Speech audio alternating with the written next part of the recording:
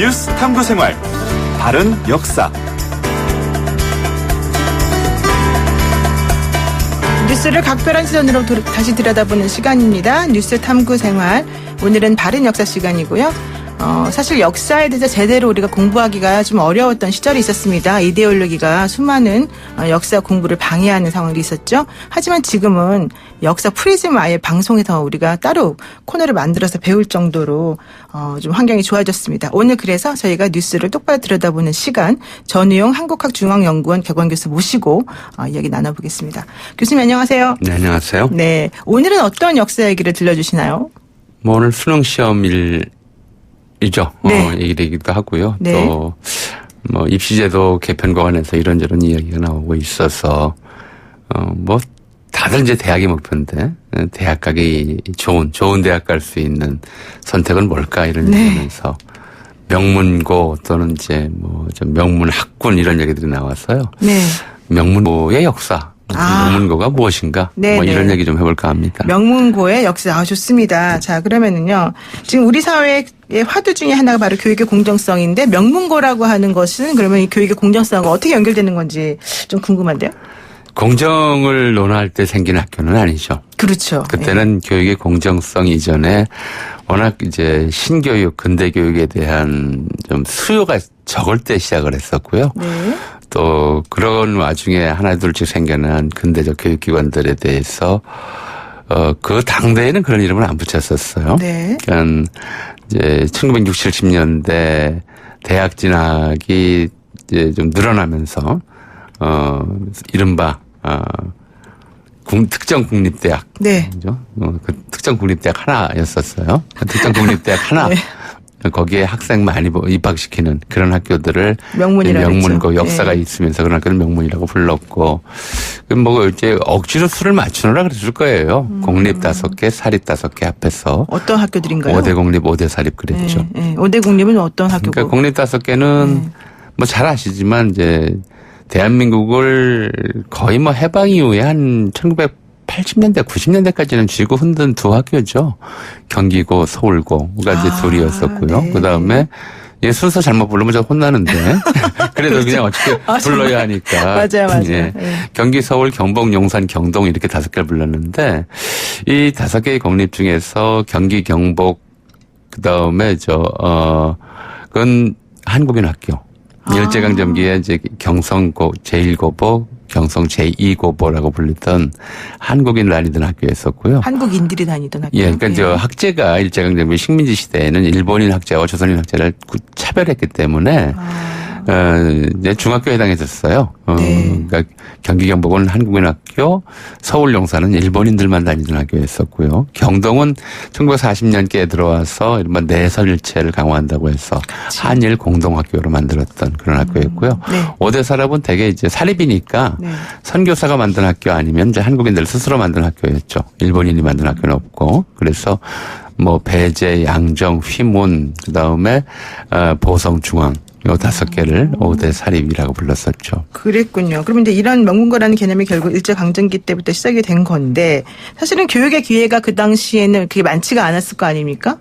그렇죠. 그러니까 이런데 말씀드렸듯이 일제강점기에는 명문고라고 부르지는 않았어요. 뭐라고 불러요? 그냥 이제 전문학교 고보죠, 고등보통학교이고 특히 공립 중에서 이제 서울 용산은 당시 경성중학교 또는 경성 제2중학교였거나 용산중학교 이름 바뀌는데요. 네네. 이렇게 돼서 일본인들만 다니는 학교였기 때문에 그런 걸 따질 이유는 없었죠. 물론 그때도 경기고보, 경성고보 가는 거는 이제 제일 뛰어난 학교에 갔다 이렇게 생각하는 상황이었지만 그걸 따질 지방에서 거기까지 유학 오는 경우는 적었어요. 그렇죠. 근데 다만 이런 차이는 있었죠. 일제강점기에는 이제 관선사후라고 하는 원칙이 있었어요. 그게 뭡니까? 관립학교 입학시험을 먼저 보고 거기서 떨어진 학생들이 이제 사립학교 입학시험을 보기 때문에 관립학교가 앞서 말씀드렸던 공립학교가 사립학교보다 좋은 학교로 평가를 받았고요. 더 좋은 학생을 유치하니까. 예. 그리고 이제 대학도 마찬가지로 대학과 전문학교도 마찬가지로 관선사후 원칙을 취했어요. 일본인들이 주로 이제 선교사나 한국 애들이 만든 학교보다 일본의 총독부 또는 이제 학교조합에서 만든 학교들을 더 좋은 학교다라고 하는 그런 인상을 심어주기 위해서 입시제도 자체를 그렇게 만들었던 거죠. 그랬군요. 그러다가 이제 박정희 정권 때 이른바 평준화 정책이 시작이 된 거 아닙니까? 네. 이거는 왜 하게 된 거죠? 원래 이제 중학교 평준화가 먼저 시작이 되었었고, 네네. 그 다음에 뒤이어서 고등학교 평준화가 78년도에 78년도에 시작이 됐죠. 이 평준화는 이걸 안 했더니 그동안에 이제 특히 60년대 경제성장 과정에서 교육열과 진학열이 굉장히 높아졌어요. 인구도 물론 이제 베이비붐 세대로 인해서 급증해버렸고 학교 시설을 거기에 맞춰서 늘릴 수가 없는 상황이 되다 보니까 경쟁이 굉장히 치열해졌고 지금 또 그런 이야기 나오지만 그때도 초등학생들이 그러니까 그 당시엔 국민학생이라고 그랬죠. 4학년 때부터 중학교 입시 때문에 이제 밤잠을 못 자는 그런 이제 아이들을 고생시키는 게 너무 심했고 네. 사교육비 문제가 또 부모들 등골을 휘게 만들었고 그렇죠. 이 문제를 해결하겠다. 명분 취지는 그랬어요. 물론 이제 네. 다른 사적인 계기들이 들어가 있었다는 건 뭐 충분히 여러 가지 경로로 이야기가 되고 있지만 그래서 아이들한테 쉴 시간을 준다.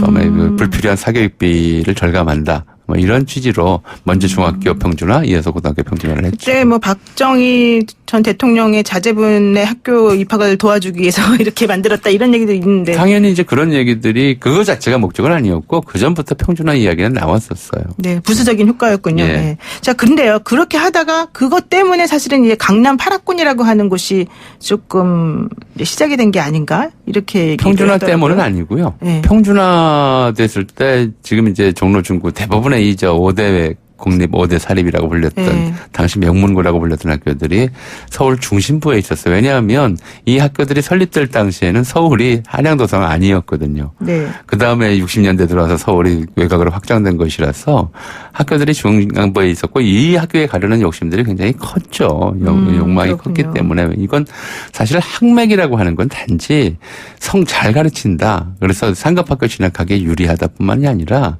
그 학교에서 맺어지는 인간관계가 평생을 간다고 하는 기대, 심리 이런 것들이 있어요. 그러니까 네. 고등학교 동창, 누구와 중학교 동창이 되면 자기가 꼭 명문대에 진학을 못한다 하더라도 친구만 잘만 사귀면 평생 덕을 볼 수 있다. 이런 것들이 본인들에게도 부모들에게도 있었기 때문에 그렇게 역사가 오래되고 동문이 많은 학교에 가려고 하는 사회적 욕망이 컸죠. 네. 그래서 이런 학교들을 공동학군으로 묶어두고 평준화 초기에는 그리고 이제 그 외곽에 있는 지역만 학군으로 나눠서 추첨. 이게 이제 집에서 가까운 거리로. 그러니까 요 중앙에 있었던 이제 명문고들은 집에서 좀 먼 아이들도 저 공동학군으로 해서 당첨되는 하고. 경우들이 많았죠.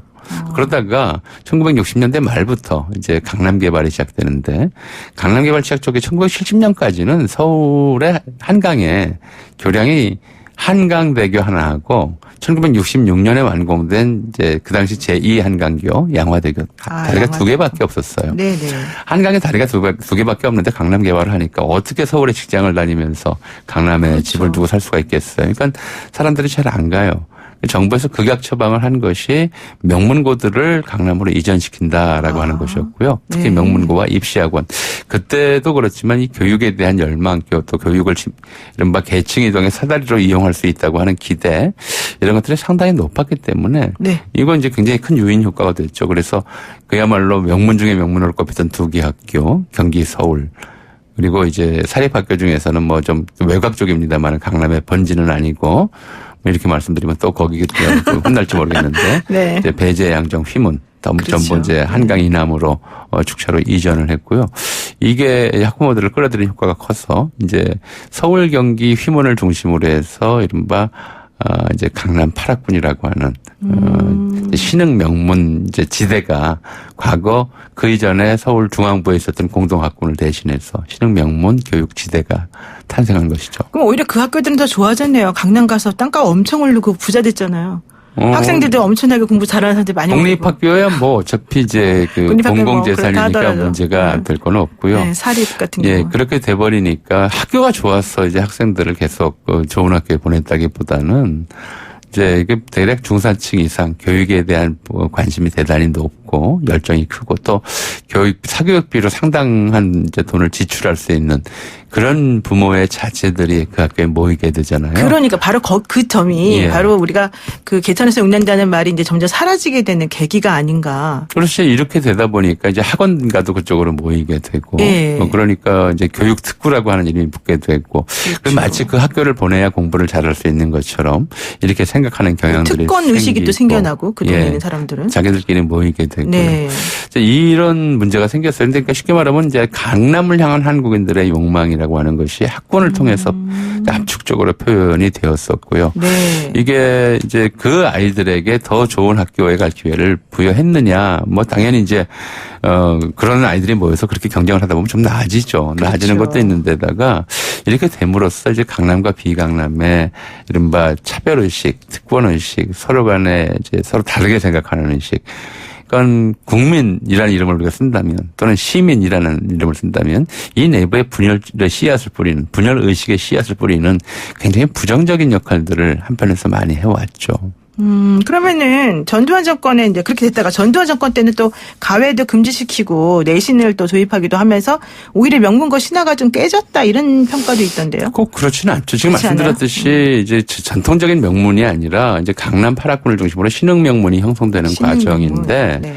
그러니까 이게 지금 이게 하나의 증거라고 할 수 있어요. 그러니까 박정희 정권 때까지는 뭐 과외 허용을 하고 그래서 네, 돈 있는 맞아요. 집 아이들이 과외 공부하고 그러니까 강남에서 굳이 안 해도 됐었어요. 근데 이제 과외를 오히려 폐지하고 나니까 오히려. 강남권 학생들이 그런 조건 하에서 모여야 되는 이제 거죠. 더 두드러진 좀 성적 향상률을 보였던 것이죠. 그러니까 바로 제가 이제 그때 그 강남권 고등학교를 갔어요. 저는 8학군에 살아서 간 게 아니라 제가 갈 때만 해도 강남에 학교가 거의 없었어요. 그러니까 저는 강북에 살았는데 강제로 끌려갔어요. 사람이 없으니까 강남에 학생이 없으니까 이제 강북까지 학권을 확대해서 막 끌어왔는데 이제 그쪽에는 이제 그 여러 부류의 학생들이 있었죠. 그렇죠. 근데 이제 그런 상황에서 하다 보니까 오히려 이런 경쟁에서 강남 쪽 아이들이 더 유리했던 거예요. 그러니까 정시 확대다 예를 들어 이런 요구들을 하면서 이게 공정한 입시의 방편이다라고 얘기하지만 이 정시 네. 확대를 하게 되면 결국은 이제 사교육 시장이라든가 학원들이 몰려 있고 학생들 또 부모들 대략 균질적인 강남 쪽 학교들이 훨씬 더 유리하게 될 것이고요. 이렇게 되면 이제 그동안 이 수시를 통해서 진학했던 지방 학생들이라든가 서울 변두리 지역 학교라든가 이런 쪽에 불이익을 겪게 되는 것이라서 공정성 문제에 대해서 좀 다른 화두를 아마 던지게 될 것 같다라는 네, 생각을 합니다. 맞습니다. 그래서 지금 또 이제 나오는 게 이제 그 또 고비를 넘었더니 이번에 나오는 게 바로 정시 확대, 자사고 폐지 이제 지금 요즘에 예. 나온 얘기가 그런 건데요. 정시 확대는 입시제도 자체를 손본다는 것이고 자사고 폐지는 그냥 평준화로 간다는 것 예, 예. 아니냐. 예. 근데 과연 이렇게 가는 게 또 맞느냐. 왜냐하면 그게 안 좋다고 해서 다른 거 한번 했다가 다시 돌아온 거 아니냐. 이렇게 얘기하거든요. 그러니까 이제 입시에서 정시 확대에 대해서는 좀 여러 이야기가 있을 수 있어요. 이것들이 이제 수시를 통해서 수능 성적과 관계없이 수능 성적을 좀 덜 고려하고 뽑는 그런 아이들의 기회를 열어준다고 하는 점에서 긍정적인 측면이 있다라고 네. 이제 하는 얘기가 있는 것이고요. 자사고 문제는 사실은 이건 굉장히 좀 애초에 평준화의 문제 때문에 만든 학교는 아니었다고 저는 봐요. 입시의 문제는 아니었었고요. 네. 이른바 이제 고등학교 때부터 대학교 진학하는 경로를 다양화하고 고등학교 교육을 다양화한다고 하는 건데, 그건 좀 보면 미국이나 남미 쪽 그 입시 제도를 좀 벤치마킹했던 거거든요. 네. 고등학교 때부터 신분 차별을 좀 표시하겠다고 하는 대단히 신자유주의적인 발상이었어요. 그랬군요. 이거 굉장히 심각한 문제거든요. 그러니까 예를 들어 자사고나 특목고 같은 것들을 따로 평준화된 학교 외에 설정하는 것은 의료보험으로 시작하면 공보험 위에 사보험을 만들어내므로써 의료보험을 무력화하는 이런 제도와 유사한 것이었어요. 그렇죠. 그때도 그런 문제가 있었기 때문에 예컨대 정시와 수시 중에 어떤 것을 중시할 것이냐라고 하는 논란하고 네. 자사고 특목고를 폐지할 것이냐 말 것이냐 하는 논란은 네. 다른 차원에서 네. 좀 진행해야 될 거라고 생각을 합니다. 그렇죠. 근데 사실 어제 뉴스 나온 것 중에 하나가 바로 대원외고 출신의 법조인들이 예. 대원외고도 특목고니까 예. 그 특목고 없어지는 것에 대해서 좀 단합을 해가지고 거의 다서 좀 반대하는 이런 걸 하겠다라고 얘기를 하더라고요. 그런 건 어떻게 보세요? 당연히 학교가 이제 이른바 학맥이라고 하는 인맥 쌓기의 수단이 되어버렸기 때문에 네네. 이 사람들의 입장에서는 자기 후배들이 줄어드는 것이 힘이 줄어든다고 느끼는 것이죠. 그렇군요. 네. 그런 여러 가지 이유가 있군요. 네, 오늘 말씀 여기까지 듣겠습니다. 네, 감사합니다. 네, 지금까지 역사학자 전용 교수와 함께했습니다.